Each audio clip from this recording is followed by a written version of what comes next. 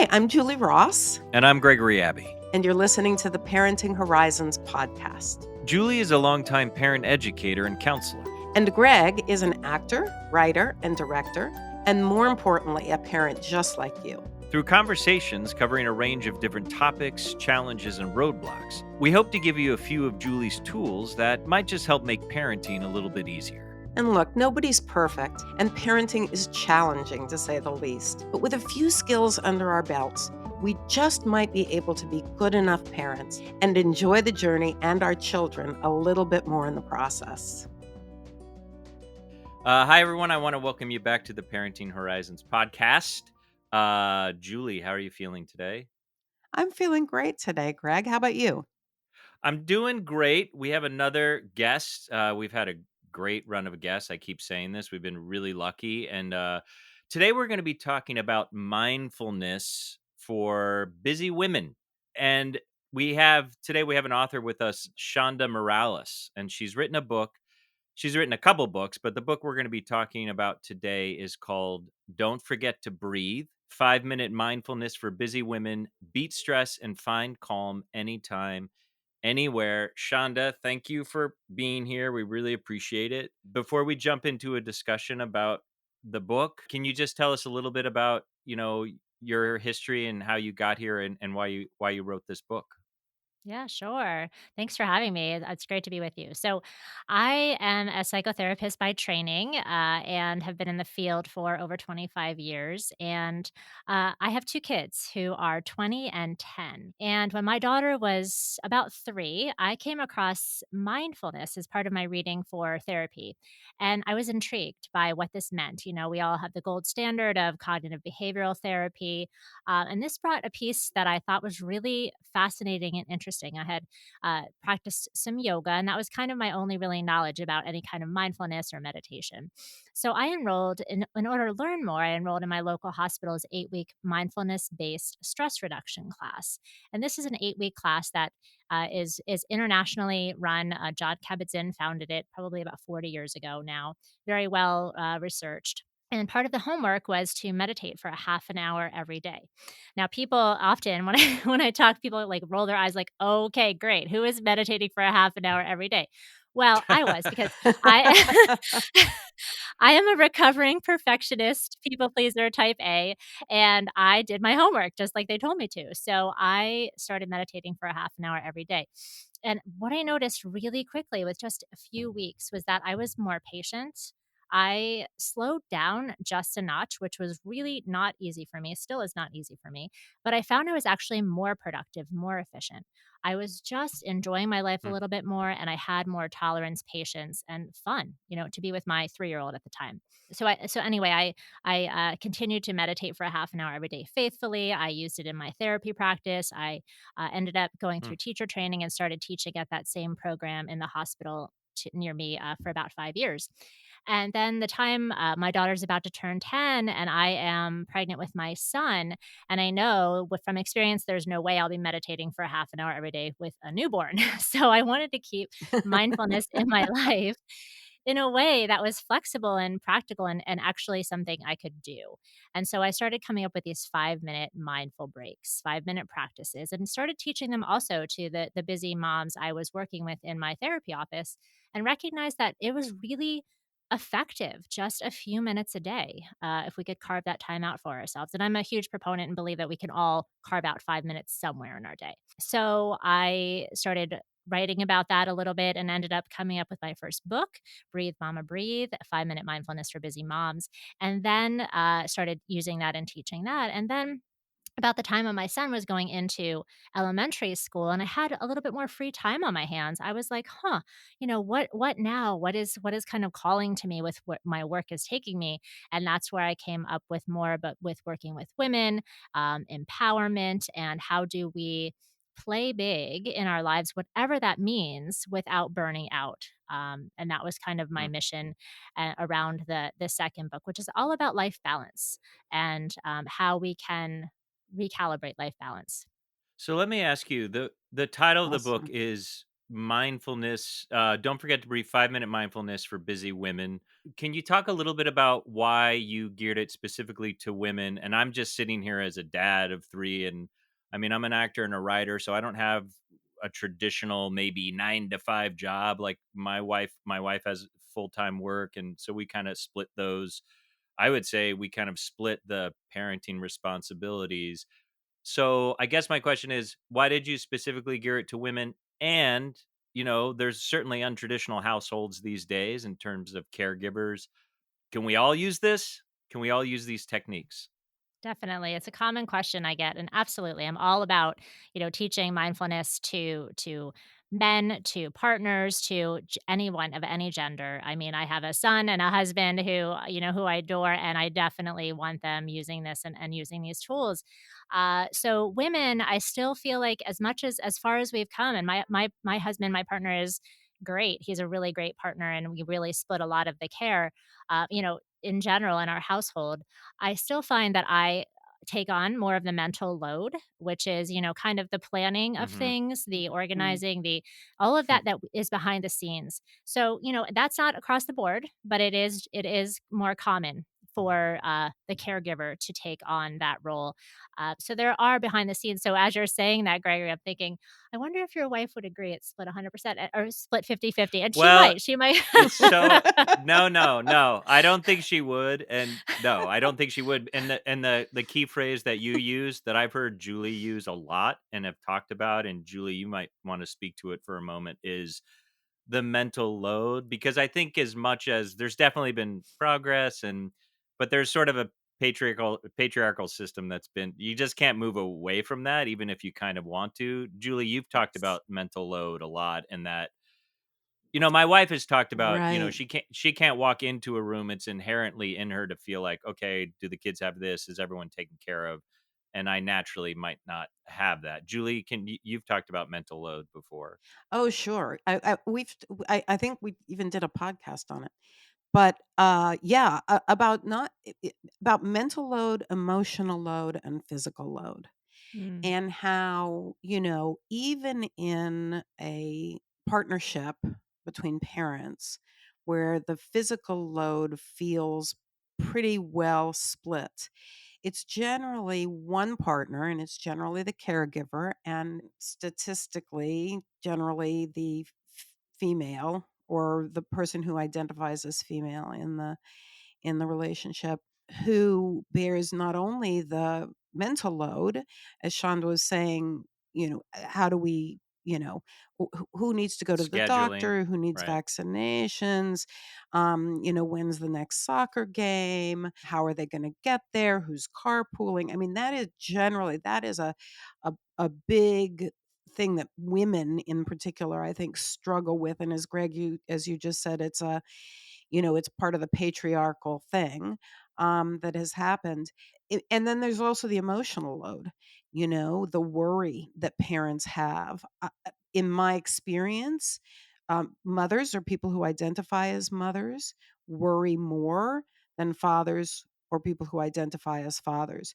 It's the caregiver role where Hmm. does the kid have a fever? Do they not have a fever? I don't know. I can't find the thermometer. It's that kind of thing. And that's a very difficult thing to unload. The emotional load. I don't think you can ask somebody to carry your feelings for you. If we could, I would have found a way to do that a long time ago myself.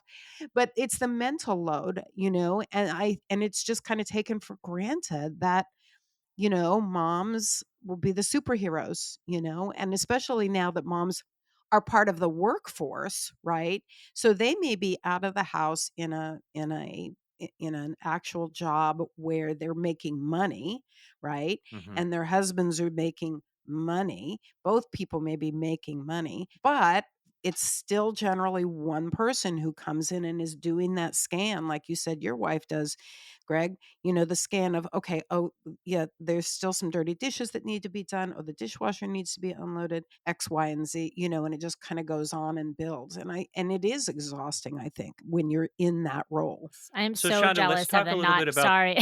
Sorry to talk over you there.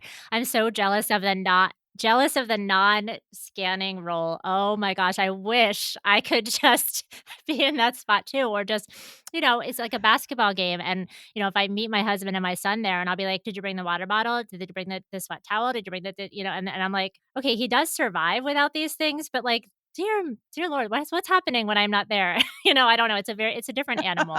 Um, and I just wanted to add one other piece to it, which is just this, and we're supposed to look really good doing it all too. I mean, so, Oh, I think that's so true. and this whole the meme that will show up on social media of the dad who's like juggling the child in the arm and like pushing the stroller, and everybody's like, oh, look at him, he's amazing, look at him go. And the woman's just like, yeah, she's just doing her thing.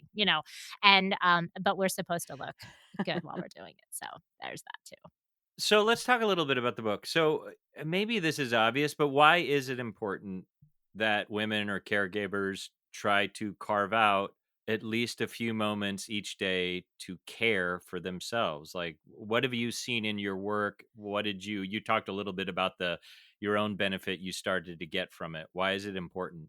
Yeah, well, what we can see is if we don't carve out a little bit of this time is that we can end up burning out and whatever that looks like, or get close to burnout. And so part of this is I see this as a, preventive toolbox for burnout so that we don't get close to that or we can catch it before we get there. So first of all, it helps us tune into our own experience. What's happening? What do we need? What's going on in our lives? There's awareness. And then there's also the piece of we all tend to live in this chronic state of fight or flight, this state of stress, this low level that we don't even recognize. It's like if you're lucky enough to go on vacation for a week or two, and at the end of your vacation, you're kind of like melted, like your muscles are relaxed, and you're like, oh, I'm so relaxed. Now it's time to go back, to real life. So it's recognizing the absence of all that tension and, kind of stress we walk around with on a daily basis that we're not even conscious of. Um, Starting to become more aware of that. So, and what we know is when we live in that low level of fight or flight on a regular basis, there are things happening in our body and our brain. And fight or flight, we know, is our body's reaction to perceived danger. So, it's really helpful when we're faced with a real danger. If I'm crossing the street and I look up and see a car coming toward me, my body kicks in fight or flight. It sends a signal to my muscles. My heart starts pumping the blood to my muscles, and I hop out of harm's way, and it's helpful, obviously. But the problem is, in our busy lives, we don't distinguish between a real danger threat and perceived danger. So I could have the emails, the kids, the responsibilities, financial stress. It feels like the same amount of danger as if a car is coming toward me. So, what we want to do is pause throughout our day just by taking a few deep breaths. It sends a signal to our body, to our brain, to our nervous system that there's no immediate threat, and fight or flight can kind of calm down a little bit. Because the other thing that happens when we're in fight or flight is in our brains. The front part of our brain is the prefrontal cortex, and that's in charge of planning and organizing and being able to step back, see the big picture. That slows down or shuts down during fight or flight. So we're not able to think as clearly. We're not able to assess the situation and choose our response. So by taking a few of those deep breaths, we calm down fight or flight. That front part of our brain is now able to work more efficiently, and I'm able to choose where I place my attention, what I want to focus on, how I respond to a situation, and it's so powerful. So those are just a few reasons why this is so helpful and important.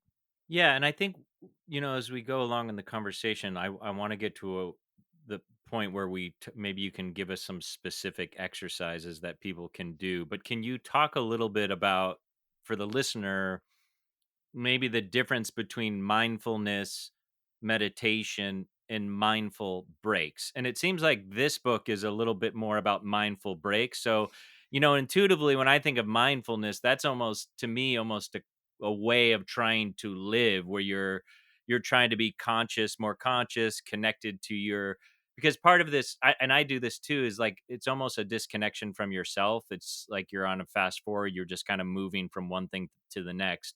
So I think of mindfulness as like just literally being mindful of what you're doing, trying to be conscious of your actions, your feelings. Meditation, I actually studied transcendental meditation. My wife and I took the course. It's I mean, we did it pretty consistently for a few years. Unfortunately, I fell off of it, but like you, like, it was super beneficial. But that's definitely like it was twice a day for 20 minutes, and you actually do have the time, but it's hard to find that time. So, I'm assuming that mindful breaks is more about what you're talking about in this book. Can you, from your perspective, how do you look at those 3 things differently? Yeah. Yeah, definitely. So to go back to mindfulness, you're right. It's present moment awareness. And the piece that often gets missed is with an attitude of kindness and curiosity. We're kind of allowing whatever is happening in that moment because that Mm. often, there's resistance if we don't like what's happening. So so the opposite of mindfulness is running on automatic pilot. And we've all had that experience of we get in our car and drive somewhere familiar and then we realize, oh my gosh, I don't even remember making a turn or passing a landmark because I was on autopilot in my mind. I was in the future worrying or running through my to-do list or what ifing, or I was in the past rehashing a conversation or a memory. So mindfulness is being in the moment with an attitude of kindness and curiosity. And meditation, TM, transcendental meditation, is just an example, a type of meditation. But that is Mhm. carving out time in our day to practice the skill of mindfulness. And so, it's just like if I want to learn to swim, you can't just read about it or just throw me in a pool one time and I'm going to start backstroking perfectly. I need to practice this on a regular basis. It becomes muscle memory, it becomes familiar. And the same goes for meditation. So, something as simple as I can sit down, as best I can, uninterrupted, and I can pay attention to my breath. TM is about a mantra, but my breath is always there. It's very simple. We know very quickly our attention will drift off that point of focus. And each time we just keep bringing it back with an attitude of kindness over and over again. And that is literally building this mindfulness muscle of attention. So much like if I wanted to build my bicep and I go do repetitive bicep curls at the gym, Right. meditation is building that mindfulness muscle. It's practice, and then it becomes familiar so that we can pull it out and use it during our day when we are challenged with something. So that's meditation. And in my books, I do have a two-pronged approach. So it's 5 minutes of meditation a day. I highly recommend in the morning, if possible, Hmm. using a guided meditation at first to get started, whether that's an app or someone's voice, and then a mindful break or sprinkling your day with mindful breaks eventually. So, and we can talk about what mindful breaks are. That is this reminder or opportunity to drop in the midst of our full day. We don't need to go sit down and get quiet somewhere. I can take a mindful break while I am, waiting in line at the grocery store or waiting for my computer to start up or waiting for a meeting to start. All any moment Hmm. really is an opportunity for a mindful break, drinking my coffee, all kinds of things. So it's really to step out of that autopilot, like we talked about, out of that fight or flight a Hmm. little bit and come back to that moment. And so it just conditions ourselves to be more present for our lives because again, that's where the power lies. When I'm aware, then I have choice. Because otherwise, we're just reacting out of habits. One of the things that I love about this book is that when my kids were little, right? Like every other mom on the planet, I was like, I don't have time to do it. Hmm. Meditation, That's right. really? Yep. Okay, fine. And so I consequently I've never learned meditation. I never took a class. But what struck me about this book, what about your book, is the aspect of mindfulness breaks that, in the middle of a conversation, I can still be aware that the conversation's happening, but I can also be aware of the breath that's, in my belly going in and out. Even 2 breaths, I found it makes a huge difference. So, one of the things that in favor of your book that I would like to drive home for our listeners is that, and I hope you'll agree with me. If you don't, please speak up. But Of you course. don't have to go through a class and learn meditation in the traditional sense before you can use your book, because it's just so helpful. I'm taking it, actually, I'm giving it to my daughter who has a 2.5-year-old. Oh, So, and yeah. feels very like she doesn't have time. That's right. That's right. So, So, but yes. I feel like it's those breaks are so great. Well, thanks. Great. Yeah, that's the point, right? Is that it is meant to be picked the books are meant to be picked up and read in very short bite-sized pieces. There are dozens of mindful breaks in each book because it is meant you can pull up any break at any time and kind of say, "Hey, I'm gonna try this one," or, "Let me read this one," and they're a few pages long, by design, because I do recognize we Mhm. all have full lives, and what I want is that, this is a taste of mindfulness and meditation, and I say to people all the time, if you truly feel like you can't carve out 5 minutes in your morning to meditate, and that's okay, 1 minute. And if 1 minute feels too intimidating, I want you to sit up in your bed and I want you to take 3 deep breaths in through your nose and out through your Mhm. mouth. But it is radical to do this because, otherwise we hop out of bed and we are on that hamster wheel. We are nonstop motion and we till we fall asleep. We crash into bed in the evening. We're either laying there with insomnia or we're out like a light.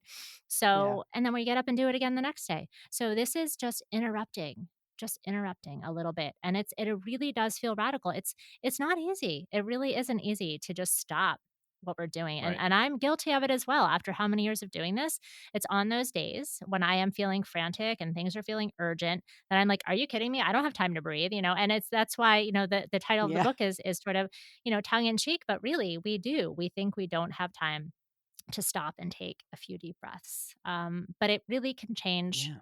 our perspective.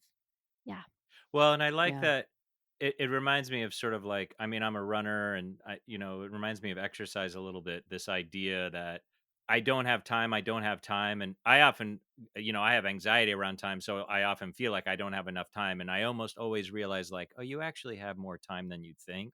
But I think what I like about what you're saying is that just like with exercise, Rome wasn't built in a day, that it's okay to start. I mean, because if you literally feel like I don't have 5 minutes in the morning, which you probably do have 5 minutes in the morning, but that to even start with three small breaths and like, hey, just start there. Cause I'm assuming, and you can tell me if I'm wrong, but in your work with parents and mothers, that then it just starts to build, right? I mean, like any habit, if you can even start with something small, then you're suddenly like, oh, I have that. I can run a mile. I'm going to try to run 2 miles this week.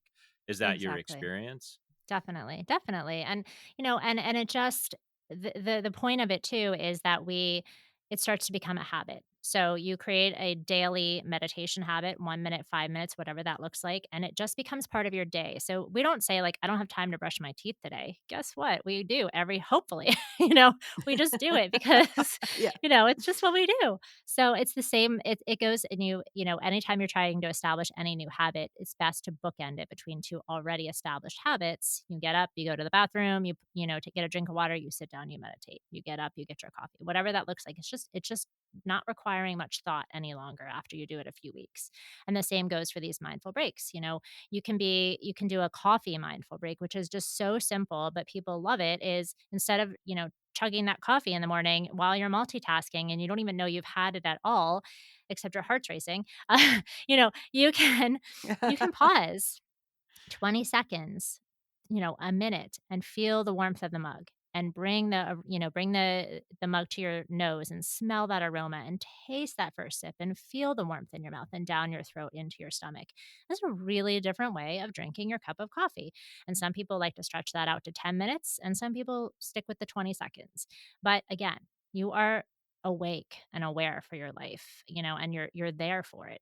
So if you don't mind, I'd like to share one example of a mindful break that Yeah. I think is really illustrative and helpful is the triangle of awareness. So if you think about a triangle and the 3 points of the triangle correspond to our thoughts, our body sensations, and our emotions, and they're all very much intertwined and impact one another really rapidly. Often we're not even aware it's happening. So we can use the triangle of awareness as a mindful break, a triangle tune in. So just to practice it throughout the day, I can say, hey, what's up right now? I just pause. What's up in my thoughts? What am I thinking about?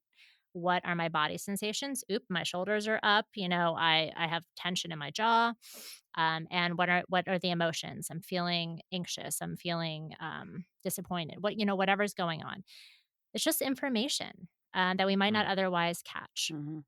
So we can use the triangle to cope with challenging, unpleasant moments because what we know about anytime we're experiencing something that's unpleasant, whether it's a thought, emotion, situation, is that we resist it. We're like, no, no, no, I don't like, I don't like this. Our muscles tighten up. We're like, get me out of here, make this stop.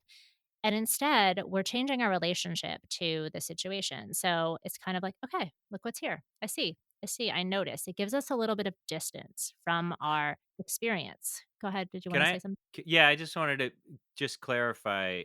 So, the 3 points I'm conceptually understand is to take this moment and think about. So you check in with your body, your feelings, like what am I feeling, and what was the third thing? Was there? Did I miss what was at the Thoughts. top of the? So really, what your thoughts are, and then you literally can check in, like physically, like oh wait a second, I'm totally crunched. My shoulders are crunched up, and my back is super tight. That's the Yep. idea. Like even to take Yes. a moment to do that. Okay. Yes, yes. So the triangle tune in is for any time, right? So it's just becoming again, we're familiarizing ourselves with what's our inner world, what's going on in the triangle. We can also use it to cope with those unpleasant moments. And often we only need to name one point on the triangle, really. If I'm in an unpleasant situation, let's say my toddler's having a meltdown and I am like, oh, crunched up tight, my shoulder, I'm like, ah, and I'm in the store or something, I'm like sweating. I can just like, okay, look what's here. Mhm. When I drop my shoulders and take a few breaths, I now am able to choose again. My brain is able to function a little bit more clearly, and I can choose my response rather than just like kind of reacting and however that might be. I'm like, okay, what? How do I want to do this? So it's powerful in that way. And what I also love about the triangle is we can use it to notice and savor more of the beautiful moments in life, which tend to be Mm, these in between ordinary moments. It's like right. sitting on the bed reading a book with my son. I'll be like, oh, feel my like I feel so relaxed in my body. I feel the warmth of him next to me. This is such a beautiful moment. I might think, oh, and then I might think, oh, he's getting big so fast, whatever that is. But I love this moment. My heart space feels warm, and I'm feeling love and just contentment. And what's beautiful about that is that not only am I noticing and I'm really there for that moment instead of thinking about my grocery list or what's happening tomorrow, I'm locking in that memory. And I all I need to do now is think about that moment of sitting next to him in the bed reading a book, and I feel those body sensations, which is amazing and powerful, right? That's now part of my experience that I can just pull up and notice anytime.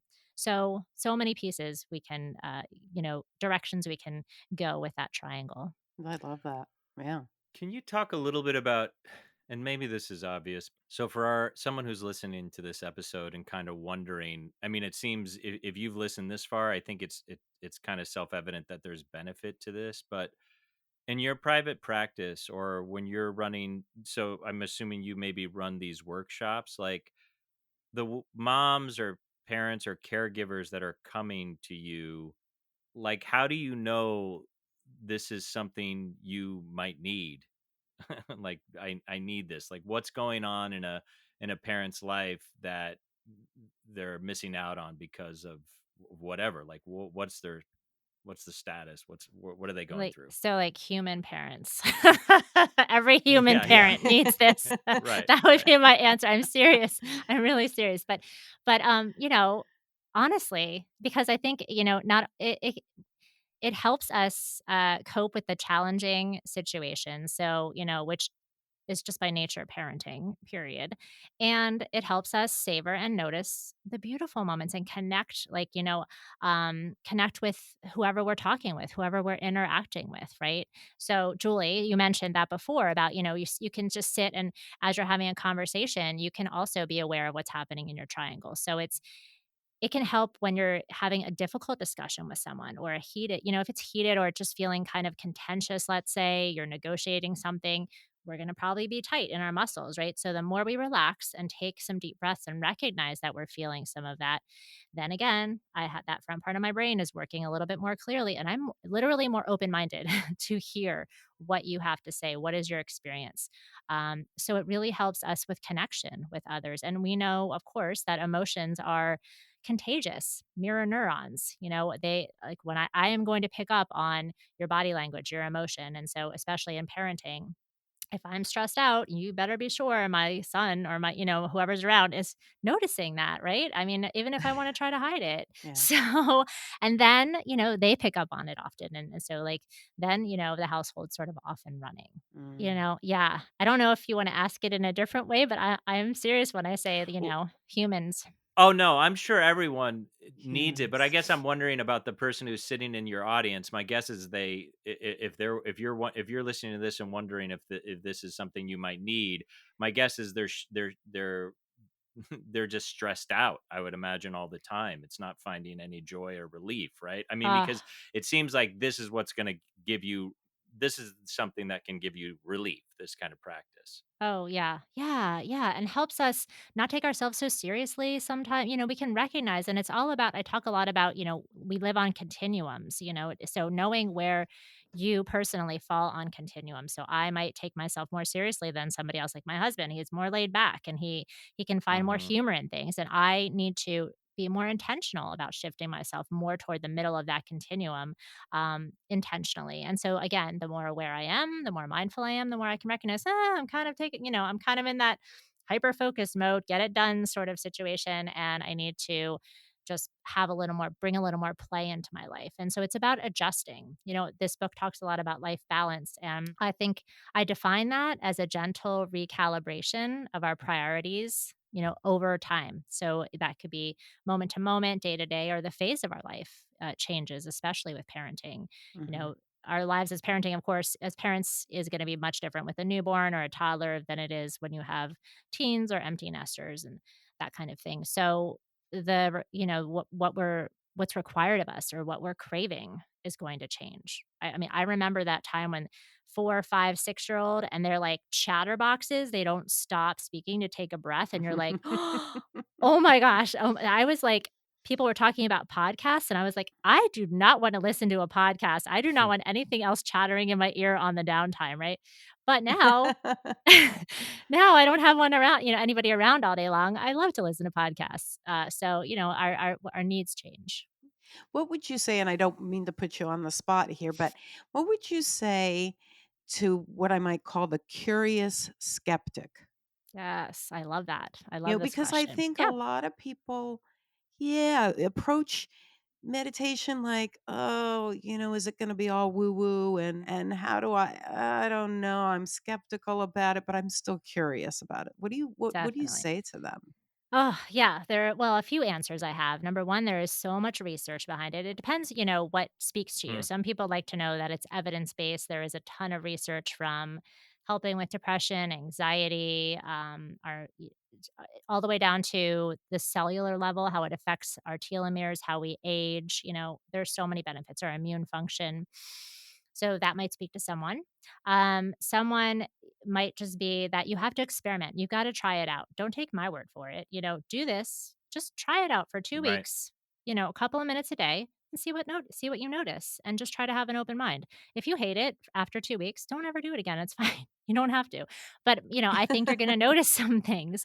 So there's that piece too. And yeah, and you have to decide what your why is, why it's important to you. There was a research study done where parents were taught mindfulness meditation as a technique, and they meditated regularly, but the kids were not taught anything.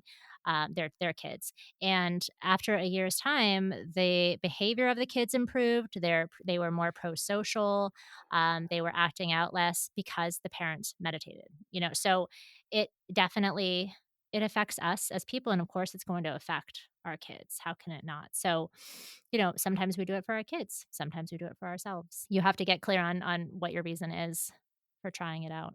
So what about Yeah. someone who's come never done any of this? They're listening to this or they're just picked up your book. What's the inroad for them? Like if you could talk to someone who's like, "Hey, how do I get started? What's the first thing I should try?" And you mentioned the triangle exercise. Is there another specific thing in your book you would talk about? But how does someone get started if they're like, "What do I do? What do I do? What do I do first?" Right. So I would say get started with that guided meditation. People can go to my website and I'll send a free 5-minute guided meditation with my voice. You don't need to use me. You can use an app. You can use their, and you just Google it and you'll find guided meditations. But it's really helpful to have a voice guiding you. So, and like I said, make that a daily habit. Figure out a time that's going to work for you where you won't forget, where you won't be too tired, and just try it. And know how you best respond to habits. Some people like to write it down and check it off that they've done it, or get a partner to kind of do it with them, whatever.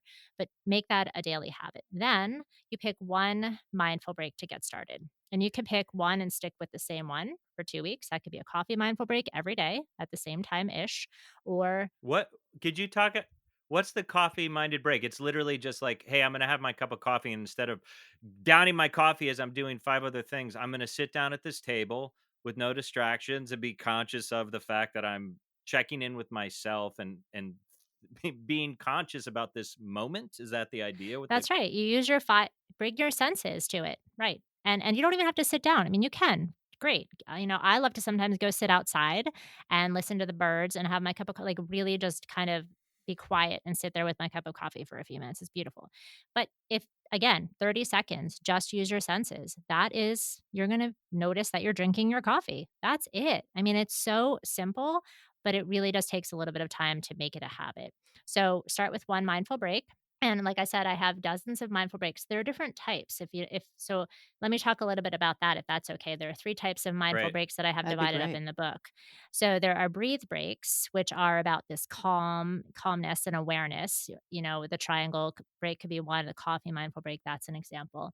There are becoming breaks, and this is for when we need a little assertiveness or confidence, or we're given a promotion at work or something where we're feeling like I need a little help in that regard. So then you can pull out a becoming break. And then there are balance breaks, which is all about, again, recalibrating the balance. When I feel like the balance is off a little bit, how do I shift it back a little bit? And it's not big dramatic changes. This is all about taking one tiny action step in that direction of kind of Mm, recalibrating balance. And so some moments, like again, some moments, some days, some phases of life, I might need more calm in my life and awareness. And I use those breaks. And sometimes I might need, um, some assertiveness or confidence. So I pull out one of those breaks, or sometimes the balance is off and I use one of those. And so I see that as kind of this upward spiral of growth that we keep using and growing. And so if we're getting quiet in the morning with that 5 minutes of meditation or 3 breaths, whatever that is, and I'm asking myself, what am I craving and needing right now today? I can figure out which type of mindful break is most useful that I will use that day. So that's another way of doing it. You can either, combine. So it's the 2 pieces, a few minutes of meditation each day and a mindful break, mhm. the same one every day, or pulling out whatever is more useful. And they become habits, right? So if I'm already doing a coffee mindful break and I'm doing a triangle tune in throughout my day, I eventually will stack them on. This takes time, right? Like you said, but over the course of a year, if I'm kind of just Right. adding one little thing into my day that doesn't take up more time, it's just a different way of being in my day, then I'm going to be more aware. I'm going to be stepping out of autopilot on a more regular basis. And it doesn't require my time or energy to think about it because I'm just doing it more naturally. What would you say to Shonda about the mothers or people who identify as mothers who feel guilty about this? Like, I don't have time to do this because I should be, the shoulds that get in the way. Absolutely. Mom guilt is and, parent guilt, caregiver guilt is Big. huge, huge, huge, huge. Yes, all the Yeah. time. First, no, expect it. Expect that we're going to feel some of that. That's a normal response and Mm. reaction. And again, then when we're clear on our why, and if we can't do, I always say to caregivers, especially women, this is more often, is if you can't do it for yourself, then you will be a better parent if you do this. You'll be a better partner. You just will. If you're a little bit happier, if you're a little bit more tuned in, you're a little bit more relaxed. I don't know about you, but when I'm more relaxed, I'm more playful and fun. And, I am not much fun when I'm all stressed out. I'm not, So, Yes. Right. do it for everybody around you if you can't do it for yourself. I would love if we could do it for ourselves. So that's my answer. Yeah. Good answer. What about So it's, we've been sort of talking in this framework of like moms and caregivers and kids, and it sort of seems like these sort of techniques could be applied in a lot of different places for people at their workplace. And I'm assuming like, you know, it must contribute to productivity, creativity, better decision making, right? Because you're getting clear, you're getting more centered, you're getting connected. So I'm assuming you would say anyone can use these techniques in a lot of different situations, not just like at home with the kids. Oh, yeah, completely. Yeah, I mean, we're going to bring our best selves to whatever situation, especially at work, with colleagues, and like you said, creativity, innovation. I mean, again, when we're stressed out and we're only putting out fires, and that's all we can think about, we are feeling, tight, frantic, urgent. We are not very creative. We have to have a little bit of relaxation and space, and calm, at least somewhat. We have to access that part so that we can call on that creativity. And yeah, and in this book, I talk about, there's a bathroom mindful break. I mean, that's by all means, if you're at work and that is your only, if you don't have an office or it's not, Oh it's yeah. all glass, your office is all glass, you go to the bathroom and you take a mindful break. Oh, yeah. I've used that one. Oh, I've yeah. definitely been like, "Hey, yeah, I'll be back in a minute, guys. Just close the door. I'm not even going to the bathroom. I'm just sitting on the toilet, going like, okay, just gonna sit here for 90 seconds." See, you've been doing this Um, already. Exactly. I have. Intuitively. Yes. Sean, if you can kind of describe the triangle again, that feels to me like such a key to play such a key role in some of these breaks that we take. So if you can describe it one more time, I think it was Shakespeare who said you have to tell the audience 3 times before they'll actually remember what you've said. So Yeah. if you could just, it's I know you've said it once and then Greg asked you about it, and so excuse me for asking you again, but it's feelings, body, and thoughts, right? Is that Yeah, right? emotions, yeah, yep, the emotions or feelings, Emotions. body sensations, And and is it thoughts. enough to yeah, and is it enough to just take that moment and say, "Oh, here are what my thoughts are. Oh, here are the feelings that's bringing up, and here's how my body is responding to it." And just I mean, just that? Or then do you do anything with that information? Yeah, great question. So, yes, when you're practicing a tune in, it's kind of just to gather that information. Again, I'm checking in with myself, what's up here? And then you may or may not do something with it. Sometimes it's just like, okay, I see what's here. Sometimes it's like, oh, wow, look what's here, and I didn't recognize this was here. Or what would I like to do about this? Maybe it's immediate, something I can do about it, or not. So, if I can share an example of the triangle in a challenging moment, so, let's say I come home from a busy day at the office and I'm exhausted and I'm hungry and I'm tired, and I see, I scan the house like your wife, Gregory, and I see that there's stuff all, and I'm like, oh, so, I bark at my son, like, are you kidding me? I asked you to clean up your room and empty the dishwasher, and I'm in that place, right? So, and maybe I bark at him, and in a way that is not very kind and I'm not happy about. So I walk away and I'm feeling mom guilt, right? We want to talk about for a minute the difference between guilt and shame. Guilt is Hmm. I'm feeling Yeah. badly about this behavior, and shame is I am a bad mom.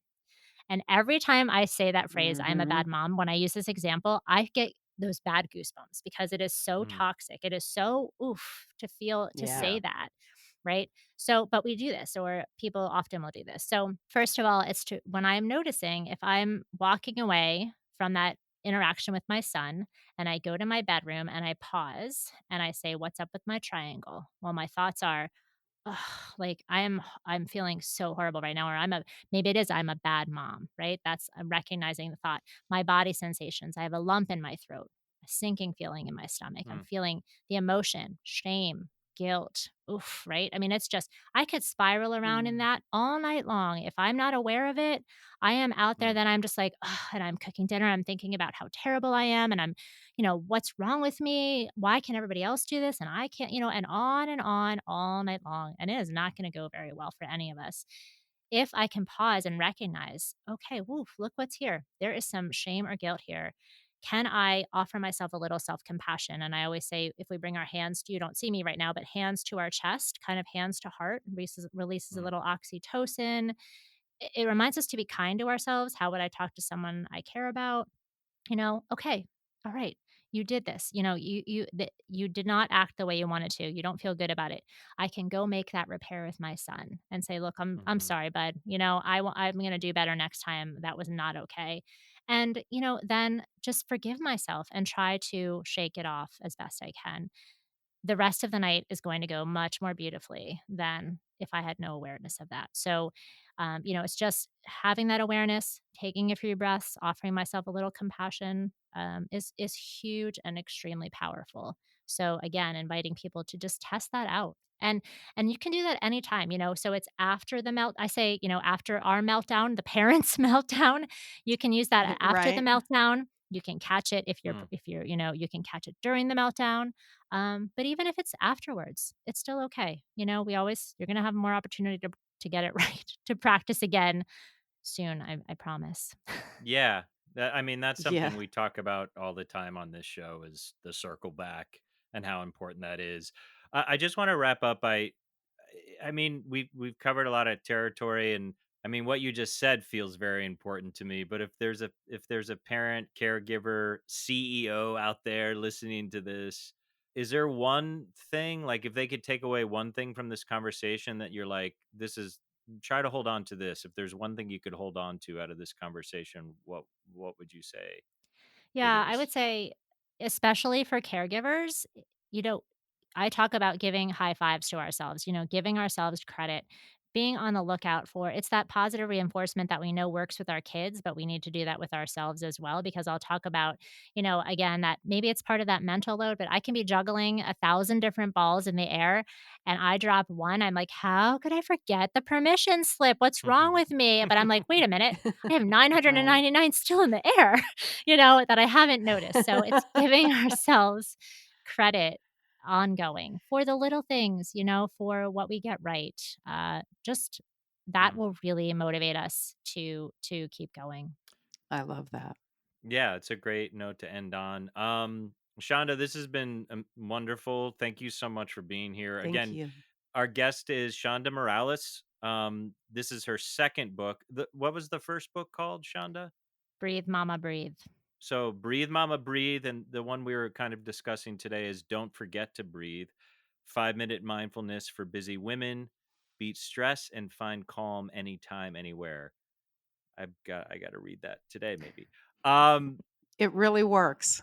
Yeah, where can people find more information about you? I'm assuming you have a website that I people do. can go to? I do. It's shondamorales.net, and Shonda is SHONDA, Morales, MORALIS.net. I'm on Instagram, Facebook, LinkedIn, and I love to interact with people. So say hello. Great. Well, thank you so much for being here. We appreciate it. Awesome. It's been fun. Thank you so much. Thanks for listening to the Parenting Horizons podcast. If you enjoyed today's episode, please share with your family and friends. And if you'd like to hear more about Julie's work, join one of her parenting groups, or see about individual counseling, please visit parentinghorizons.com. Or you can email Julie at julie.ross@parentinghorizons.com. We'll see you next time.